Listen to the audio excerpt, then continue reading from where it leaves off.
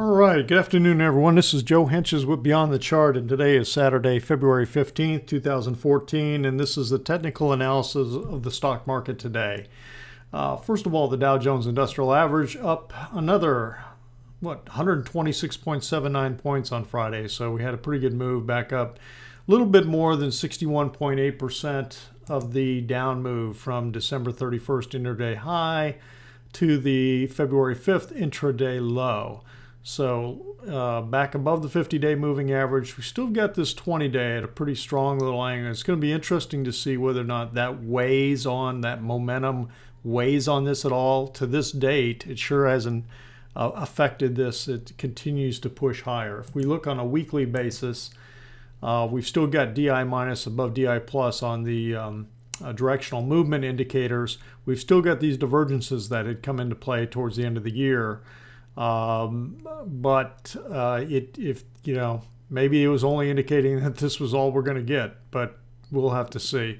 Right now we've gotten this snapback this last week, and that's about all we're seeing here. If we go to the S&P 500, you could see that we've clearly come back a lot further on the S&P 500 than we did on the Dow and the other indices, and the percentage is well above 70%, I believe, in here. If we were to, I think, take this move from the intraday high here to the intraday low here. Oh yeah, I mean we're almost. I think we're even above 84.1, which is typically. I'm not even going to try to mess with that right now. But we're very close. We're within like 12 points. Let's see, 1850.84, the high on Friday.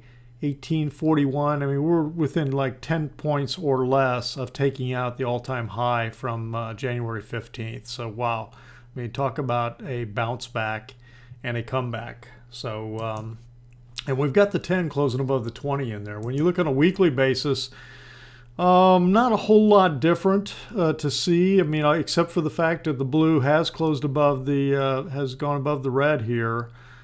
Just briefly with this last week's movement. Now, typically, when you have a break of the line, you're looking for the high of the last week of that bar to be taken out. So, high or low, depending on whether it's the blue or the red. So we'll have to see. The Nasdaq. Where is the Nasdaq? I've got the Nasdaq Daily I wanted to look at first. Here we go.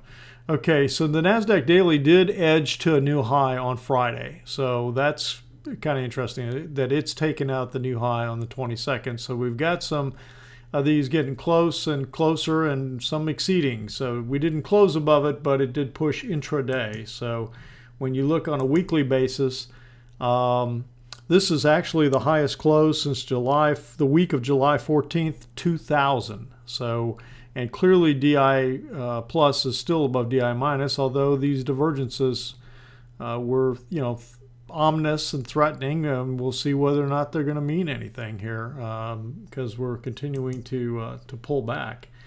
Let's see, the next one I wanted to look at is the New York Composite. Again, this pulled back almost exactly to the 84.1% of the entire move down. And same scenario, same type of picture. Nothing a whole lot's changed there. Look at the Russell 2000. Let's see if I have that here. Russell 2000. Not nearly the degree of pullback as like the S&P 500 or the Nasdaq. So this is even a little bit less than what the Dow Industrials had shown. Slightly above 61.8, and what was the Dow? Yeah, about the same, I guess. Slightly above 61.8%. So very similar, but to the weak side. And I think the next thing we wanted to look at is the Home ETF, Homebuilders ETF. Pushed a little bit higher. We've got the 10 above the 20 here in this instance. And this is, it's kind of going sideways in here. No real strong indication. The next one is the XLF, which is the financial ETF. And not a whole lot of change from Thursday. kind of a small trading day for the XLF, although we do have the 10 breaking above the 20 in here. Let's see if we get anything. We've still got the DI minus above DI plus on the XLF. And the one of the three that really made a big difference was the semiconductors. It pushed to all new high, and I'm not quite sure if it was an all-time high or not. Let's take a look. No, it's not an all-time high. I hadn't looked at this from a long-term basis. I mean, look at everything it had done. The semiconductors were part of the whole internet bubble from the year 2000. But it is the highest probably since back here, what, 2003, early 2004. So pushing to a new high, and we'd had this trend line in here. We kept saying, well, wow, is it going to pull back to the trend line? And then it just kind of smashed right through the trend line. So it didn't seem to matter a whole lot. All right, now we want to take a look at three stocks for the weekend here. Take a look at Apple, which we traditionally do on Saturday. Apple has pulled back. Here's the last 5 days. So it continued to pull up like the market did. It closed this gap. So the low of this day, right before the earnings came out, or the day the earnings came out, the low was 545.75. And it went to the high of 545.98 on Friday, intraday high. And we're right at this downward trend line. So the real key is if we continue to push up in here, and we continue to get this 10 above the 20, and we continue to push up and start taking out these highs in here, then I think we've got a totally different scenario going on. Maybe this was all that it corrected instead of coming on down. We'll just have to see. You never know what the stock's going to do, but we'll have to see whether or not this repels off the trend line or pushes higher. The next one we're going to take a look at is BIDU. BIDU again, the DI, the red's still above the blue, so DI minus is still above DI plus. Got the 10 breaking above the 20 a little bit, but when that happens, I like to see DI plus become greater than DI minus. It's like I like to see some of the confirmation in here on more than one indicator. So it's basically back to the 50-day. It broke this trend line, this longer term trend line from down here. And then, I drew this other trend line in here. So whether or not we can push to new highs or whether it rolls over. And I guess you could draw another little trend line in here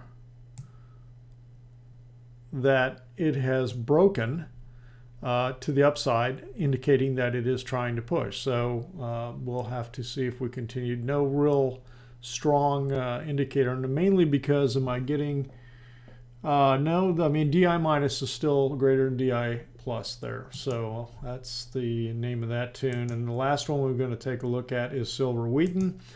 Haven't looked at this in a while, and clearly the DI plus is above DI minus and has been now for since early January, and we've started to see this thing move up, move above the 50. Now you get the 20 above the 50, you got the 10 above the 50. It's pulled up, and so when I look at this, we're getting a little bit of divergence back here on the RSI, not really showing up here yet.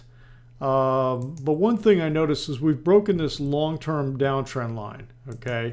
But because you've broken that long-term downtrend line, and we are at an extreme, we had a doji on Friday outside the Keltner channels, and we're a little bit of extreme, I wouldn't be surprised to see this pull back to the trend line, pull back to the 10-day exponential moving average. But right now, this is sure acting bullish. It sure acts like it wants to go, but that's what I would look for possible re-entry, is the pullback back down to the trend line here. So that's about it for today. We'll be back tomorrow with some trade ideas, looking at the coming week and see what we've got. I haven't had a chance to look at all the stocks yet, and so we'll just take a look at it and see if there's anything that looks real interesting. So thanks for coming by. This has been Joe for Beyond the Chart. Have a great weekend. Talk to you soon.